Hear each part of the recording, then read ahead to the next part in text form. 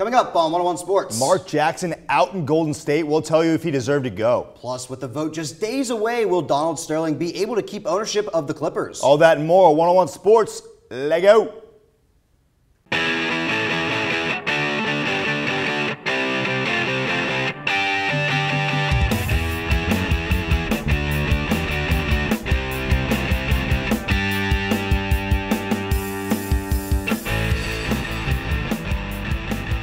Hello, welcome to 101 Sports. I'm Jake Soder. And I'm Ryan Ballack. It's our last episode as host of the show, so we'll try to keep our emotions in check today. Here for our last time are your starting five. With the NFL draft approaching, ESPN and the NFL Network have agreed to prohibit reporters from announcing picks via Twitter or during live coverage before Commissioner Roger Goodell steps to the podium.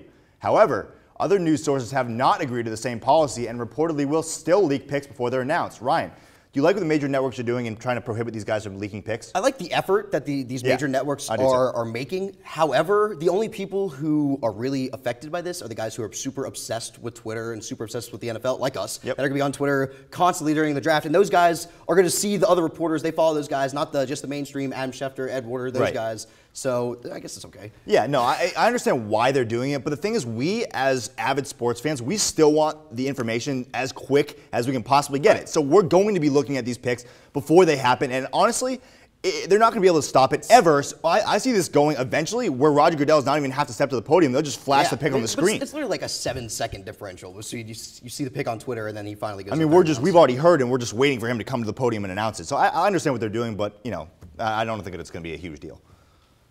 The NBA is appointing an interim CEO to run the day-to-day operations of the Los Angeles Clippers after the recent lifetime ban that was given to their former owner, Donald Sterling. The owners around the NBA will vote soon to determine if Sterling will officially sell the team, but reports say that vote could be unanimous, ruling against Sterling.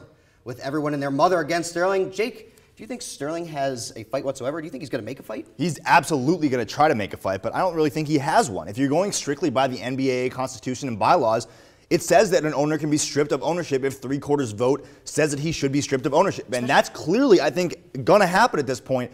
I don't see what kind of argument he has in court. Especially if it's unanimous. I totally agree. He probably does not have a good argument. But look, Donald Sterling's got a lot of money, and he's going to get the best lawyers in Los Angeles. And look, the other things Donald Sterling did, he did all these bad things in the past, and he wasn't punished at all. And then he makes one racist remark to his girlfriend that wasn't even on a phone conversation. It's not he's committing an enormous crime here, and that's the big strike. I feel like for Donald Sterling, he just wasn't on a strike system. He wasn't warned, and maybe that's an excuse he has, but it's not going to look too good for Donald Sterling. It's not going to look too good, and he may have a leg to stand on if he gets a good enough lawyer. But really, he's going to be kicked out of the league and have to spend the rest of his miserable life just laying in his $1 million mansion somewhere. NFL Hall of Fame running back Jim Brown has had an appetite for speaking his mind in the past, and he recently chose to voice his opinion about the NCAA at last weekend's Pro Football Hall of Fame Fan Fest, saying, quote, "The NCAA is probably the most reprehensible organization God ever created. Whether or not the factual accuracy of that claim actually holds up, it's a pretty strong statement, even from a guy known to make strong statements." So Ryan, do you think it'll have any bearing on the NCAA's future at all? Well, this statement, no, I do not think it will have any bearing on the well, first off, God created the NCAA. He didn't. Teddy Roosevelt did. Right. But this is way too severe of a statement to be coming from Jim Brown. And you said it. Jim Brown has said some outlandish things in the past. But the NCAA, I mean, this is just another person showing how bad the NCAA is. I know it's a ridiculous statement, but it's also just showing more flaws of the NCAA. So people are taking note of these things. Yeah, absolutely. And the NCAA is not perfect by any means. Oh, no. But it is here, and it's here for a reason, to guide these kids through college and get some of them to the pros and help them be student athletes. Which certainly is not the most reprehensible organization by God. It's absolutely not the most reprehensible. Ever. It's pretty bad, but it's not the most reprehensible. And Jim Brown, I just think he's got to step away from the mic a little bit. You remember in December when he made those comments about Kobe Bryant way too much. Not being a real African-American because he grew up in Italy, just ridiculous. He needs to take a step away from the mic for a little while. Jacksonville Jaguars general manager David Caldwell stated that the team is expecting to play this season without wide receiver Justin Blackmon.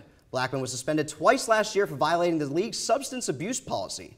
While in college, Blackmon received a DUI, and just prior to training camp in 2012, he was charged with an aggravated DUI. Jake, he was suspended 8 games last season and 4 at the beginning of the season. Should he be gone for the rest of this season? I think he should, but I don't think it should be enforced by the NFL. I think it should be enforced by the Jaguars. Look, we know that Justin Blackmon is an idiot. He's been an idiot in his first couple years in the NFL. He just has. But if I'm the Jaguars and I want him to have a productive and long NFL career, I sit him out the entire year, get him help, which he clearly needs, so that he can become a productive member of your team in the future. And it's got to be tough for the Jaguars, because the Jaguars right now, I mean, Justin Blackmon is a really good talent. Yeah, of course he was drafted, what, 5th overall in the draft, and he just really needs to get his act together. You're right. I don't know if he needs a full year. I mean, he just had 6 months off. He had a long time to think about this. Apparently, Blackman's a team favorite with the Jaguars. He's a nice guy. Just got to get his act together. It's just not the first time he's been suspended, though. We know it's the 4th time he's done something stupid like this. So he comes back after suspensions and does stupid things again. So if you're going to really get through to him, you need him to get actual help so that he can become a productive member of your team in the long run. It's just tough for the team like the Jaguars that desperately needs talent, and this guy just doesn't. I understand, but they got to look out for the player. They got to look out for the person in Justin Blackmon. After leading the Golden State Warriors to a 51-win season in his 3rd year with the team, Mark Jackson is officially out as coach. Jackson led the blue and gold to within 6 points of advancing past Doc Rivers' LA Clippers squad in the first round of the NBA playoffs, yet the Warriors brass has made the swift decision to move in another direction. Ryan, did Jackson deserve to get fired? Absolutely not. I mean, when I saw these rumors, I was just shocked. I mean, Mark Jackson, I think, is doing a great job in Golden State. He clearly has built this team, I feel like, from the ground up. They did not make back-to-back playoffs since the 1990s. They do this 2 years in a row. They made it to the 2nd round last year, and granted, they didn't do as well this year, losing to the Clippers, but the Clippers were a really, really good team this year, and they were without Andrew Bogut. Mark Jackson should not have been fired. Yeah, you mentioned something really important there. That's the fact they were without Andrew Bogut. Yeah. They came within 6 points of advancing past this phenomenal LA Clippers team. I said before he got fired, if he got fired, I would have to quit one-on-one. And thank God it's our last episode, because I would be quitting right now, because it's ridiculous that he's getting fired. I understand that he had problems with the upper management in the Warriors. Silly problems. He demoted Brian Scalabrine and fired one of the other assistants that they weren't happy about at all. But the fact of the matter is, here are the facts. Jackson took the Warriors to consecutive winning seasons for the first time since 06 to 07.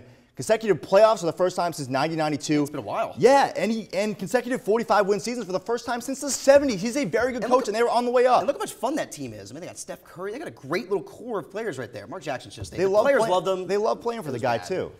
Which team do our experts think are locked to move on to the NBA Conference Finals? Find out next.